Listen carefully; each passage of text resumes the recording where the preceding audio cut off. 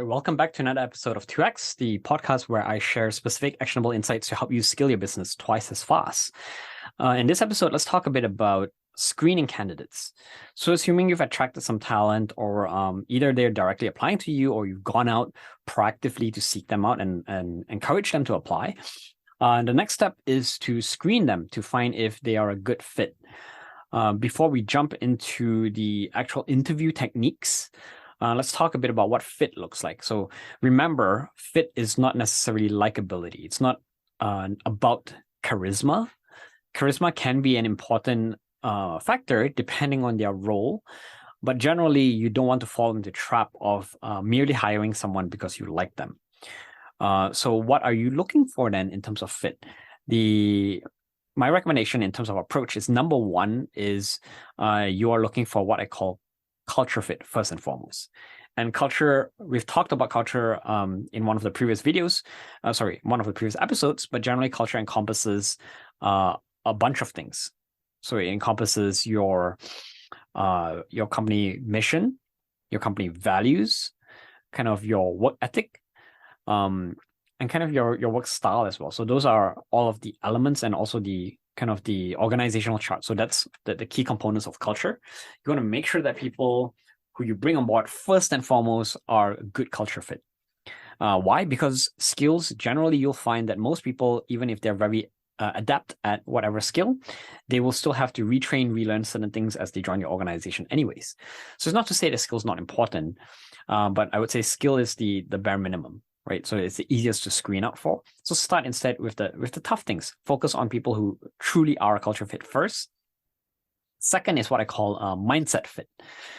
In and around mindset is you're looking for people who have the right attitude, and attitude is things like, are they someone who is proactive? Are they a person who is self-initiating? Are they someone who is constantly keen on growing and learning, right? Those kind of things, not necessarily in and around their values or kind of their personal beliefs, but you just want to understand that they have the right attitude to contribute to your organization. So after mindset and after attitude, then you can finally screen out and find the fit in and around skill. So if you find that someone is a really great, let's say, culture mindset fit, maybe they lack the skills, what should you do then? What can you do? My recommendation is explore ways where you can involve them in some way, because if people truly are passionate and excited about your organization and what you're out to do, usually they will still be able to add great value in some other way, especially if you're a growing and scaling company. They can always pick up the necessary skills along the way if they're really passionate about it. The other option is to have them create a role for themselves. Ask them what would they want to improve, what would they want to work on, and from there you may be able to come up with some ideas of responsibilities or outcomes to start. If you don't have the capacity to bring them on, then you can either engage them as volunteers or quote unquote informal advisors. Or the last resort is just to keep them in the back burner as what I call shadow talent. So these are people who you can circle back to later on when the timing is right. So focus on screening out for culture first, and then mindset and attitude, and lastly skills. What about personality and kind of strength finders, those kind of components? There are a lot of tools, a lot of kind of assessments that you can use. I don't want to go into them in too much detail, but generally the main ones are things like Gallup Strength Finder, the Clifton Strengths, and then personality tests. You have Myers-Briggs, tools like 16 personalities, those kind of things. I find they're generally helpful to help you understand how they fit in a group environment and kind of how they help you fill up the gaps. But don't overly rely on them for screening candidates. So they help more on the attitude and the mindset piece, so to speak. Make sense? So moving on then, as you're considering how you want to screen and kind of understand if they're a good culture value fit kind of piece, what are the kinds of questions that you can ask them? So let's talk a bit about the interview process now. The two main type of interview questions are behavioral and situational questions. Situational questions help you kind of surface and understand their thinking process, their problem-solving skills. So these are questions like, how would you deal with this? Or what would you do if this happened, kind of thing. They're good for understanding, their knowledge, their critical thinking, problem-solving skills. But the main thing to be very careful about with situational questions is situational questions might not indicate what they would actually do. So what do I mean by that? It's very easy to give a theoretical, correct response. If you ask someone, what would you do if there's a difficult customer? It's easy to say, what is the right way of approaching that situation. But in the heat of the moment, that may be a different story. So you also want to mix in some of what we call those behavioral questions. Behavioral questions, they don't so much help you surface the critical thinking and problem solving aspect of things, but it's more about understanding how they perform in formal situations, because the best predictor of future behavior is past behavior. So these are questions like, tell me about a time when you did this, or can you recall a situation where this was a problem that you faced? What happened? What did you do? And this is good for assessing the values, the attitude, the mindset kind of thing. And a framework that you can apply both to behavioral and situational questions is the STAR framework. So if you haven't heard of this term, what STAR stands for is basically, number one, what was the situation? So what actually happened? What's the context? What's the task? What are they supposed to do? What are their responsibilities? How are they involved? The A stands for action. What did they do or what did they not do? Not what would you do, right? You want to actually understand what happened. And then the R is results. So obviously, what came out of that. And lastly, there's an addition that you can tag onto that is just asking them about their lessons. What did they learn coming out of that? What would they have done differently? So that bleeds into the situational thing as well. But the idea here is this STAR framework will help you really understand them in depth. And the key thing to be mindful about is sometimes candidates, they are not aware of this framework themselves. So when they're sharing about what happened in the past, they may forget to mention, what the results are. They may talk about the situation, the task, and the action, but maybe they didn't talk about, what was the outcome. So you can prompt your candidates to share more about what actually happened. What were the outcome, the results, what did they learn out of it? It's okay to prompt, but you don't want to ask leading questions such that your candidate actually says what you want to hear, because in that case, then you're in a trap where you end up hiring people because you're giving them the opportunity to really position over. I would say you're over giving them the answers to the interview, right? You're actually telling them what you want to hear. So you can prompt them to share things that they haven't shared so that you can have a better understanding of them, but don't only look for the answers that you want to hear. Make sense? Another thing to be mindful about is that candidates generally, obviously if you've been in any kind of interview situation, you know that it's very stressful. And some candidates, because they're so anxious about the interview itself, they may be amazing employees, but they may end up kind of underselling themselves, right? So be careful of that. So try to make the situation comfortable for them.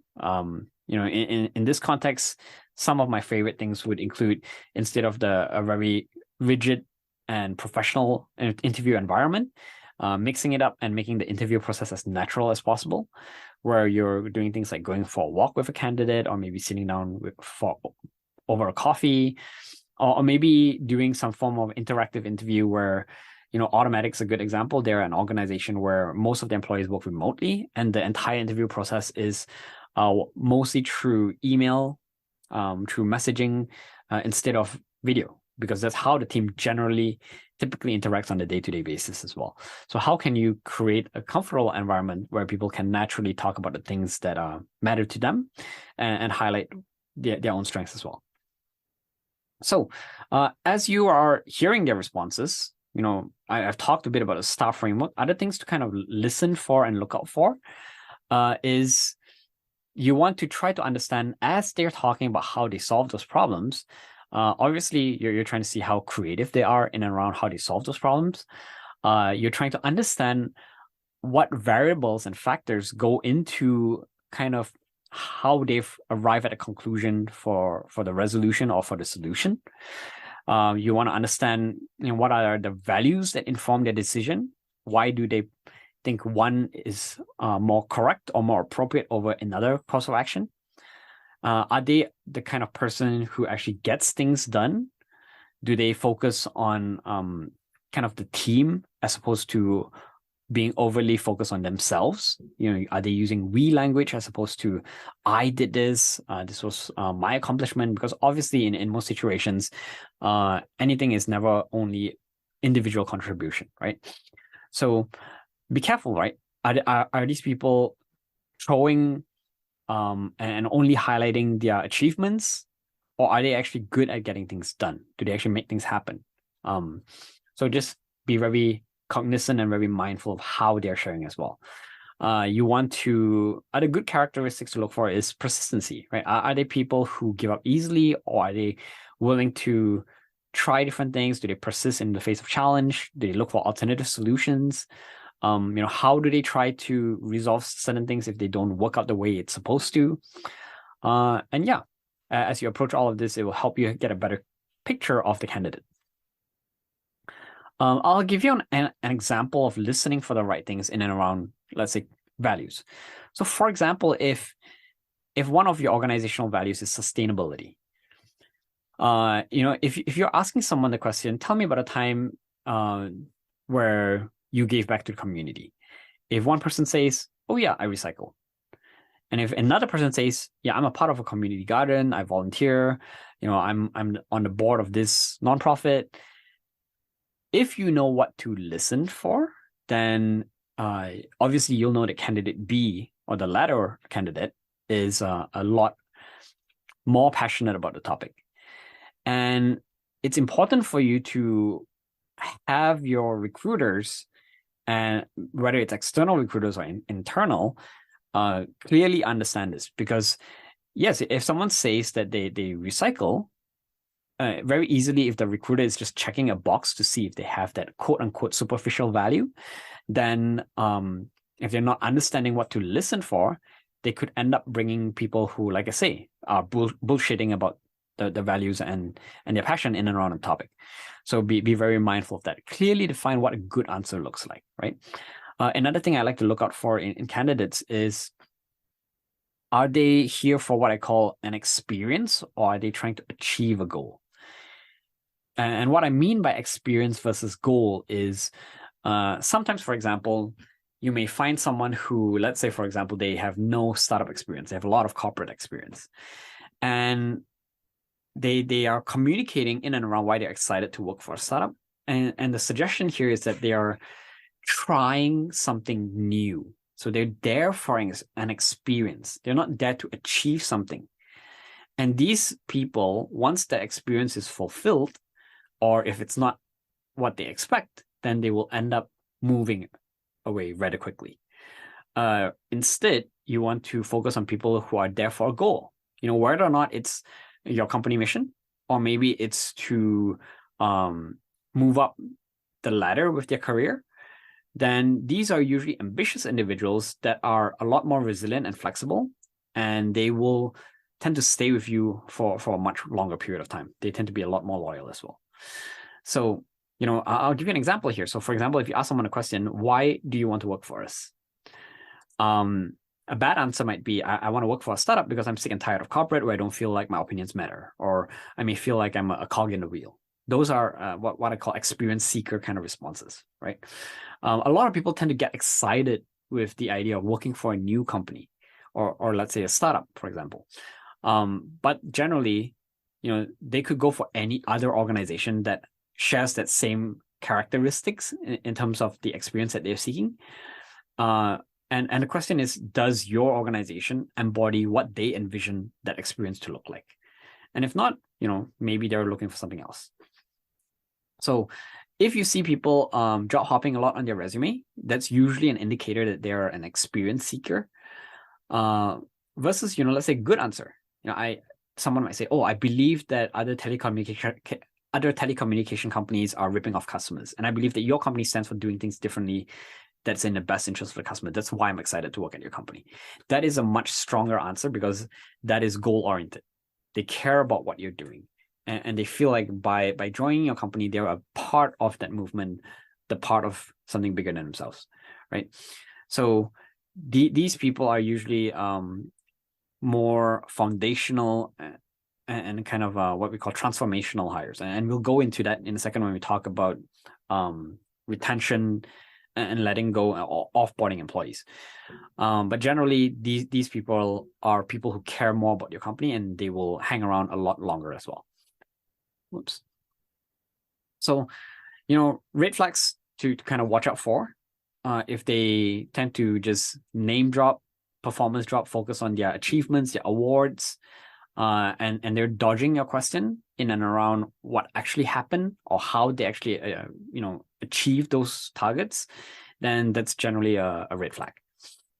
So I'll give some sample questions just to help you think about different things that you can do. But at the end of the day, what questions you ask really depend on what you are trying to surface, what you're trying to screen for.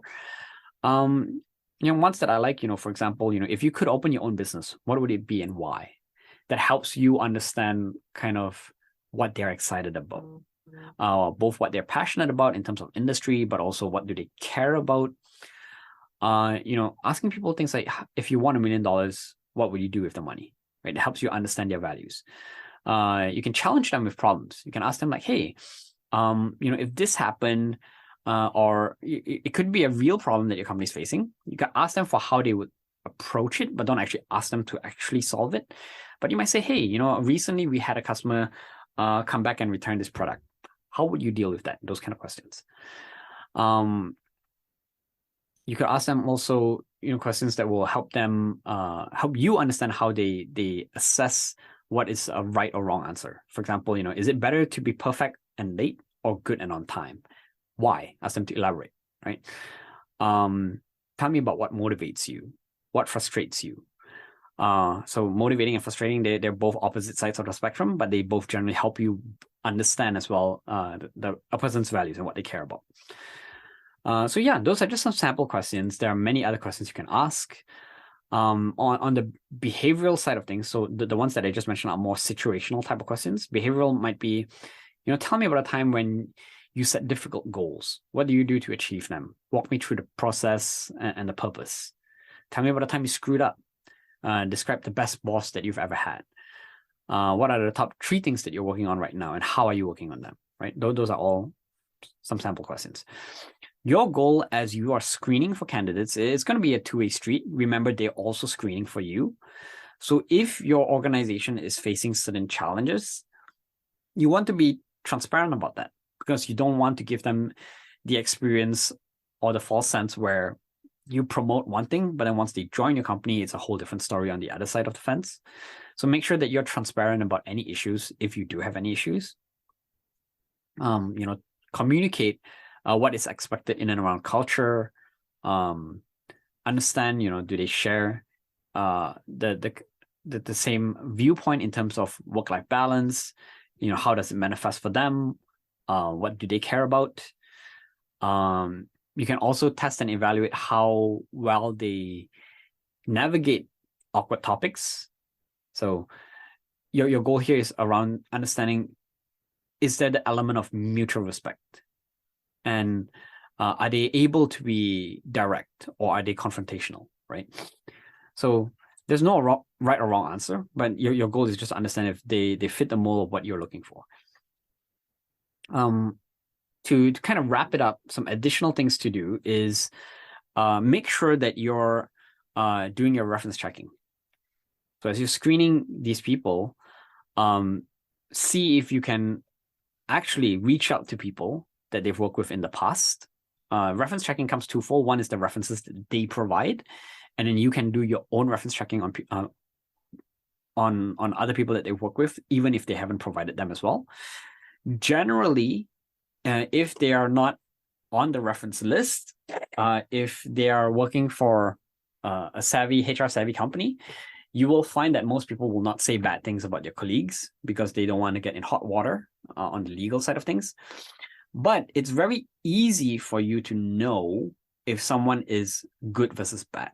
So what I mean by that is if you do simple reference checking, and I think it's like the stats are like something like 90% of people don't actually do reference checking. But if you do reference checking, if someone has good things to say about the candidate, you can tell right away. They'll be enthusiastic. They'll be passionate about vouching for the candidate, and they will have good, meaningful examples to share. So superficially, like a lot of people will put quote unquote fake references where maybe these references are their friends or maybe their family members. And if you ask deep questions, very quickly you'll be able to screen that out. So for example, if you ask like, oh, do you like working with this person? Obviously, everyone's going to say yes. But if you ask them like, oh, tell me about an example of when they actually went above and beyond the call of duty, or tell me about an example where they were authentic and transparent with their customers. And if they are fake references, they won't be able to come up with good, meaningful responses on that topic. So make sure you're actually screening it out. Other ideas that you can do in terms of kind of getting some level of experiential due diligence before you actually work with someone is you can also layer the onboarding. So what I mean by that is you could, for example, instead of hiring them as a full-time employee, you could start out as, a contract. And then from there, maybe they come on board as, part-time or commission blended with salary. And then eventually you move them up to full-time. The only thing you have to be careful with that is, number one, is obviously not accidentally categorizing them as a wrong type of employee, because if you are viewing them as a contractor, but you're treating them like an employee, legally it can cause some problems on both the tax side of things, but also on the HR side of things. But the other thing to be mindful about is generally if you engage someone as a contractor, they will also view that you are less vested or interested in them. And therefore, they will also not commit as heavily as well. So they will perform more as mercenaries rather than missionaries, and they may not lean in as heavily into supporting your business as well. So just be mindful of that. But generally, I do find that having some test on like a pilot project or a smaller project, it helps you kind of do some quick assessments and really just understand the person a layer deeper before you fully bring them on board. So keep that in mind and actually do both that experiential testing, but also your reference checking. Usually what you'll find is 1 in 3 references are bad. If you want some more ideas around questions you can ask when you're doing reference checking, here are some examples. You can ask people things like, is this person in the top 5 list of people that you've worked with in the past? What have they done that has helped your company? Would you hire them again? Why? If I work with this person, what do I need to focus on to make them better? Instead of asking them, what is this person's weakness? Because no one's ever going to talk about weaknesses, right? What kind of management style works best for this person? What would you like to see them improve on? Does this person work better independently or with a team? Are they a leader or an implementer? So these are just some examples of different kind of things that you can ask to tease out more information as you're doing those screening and reference checking. So I hope this has been helpful and it's given you some ideas around questions you can ask and kind of the priority in terms of what to focus on. So yeah, that's it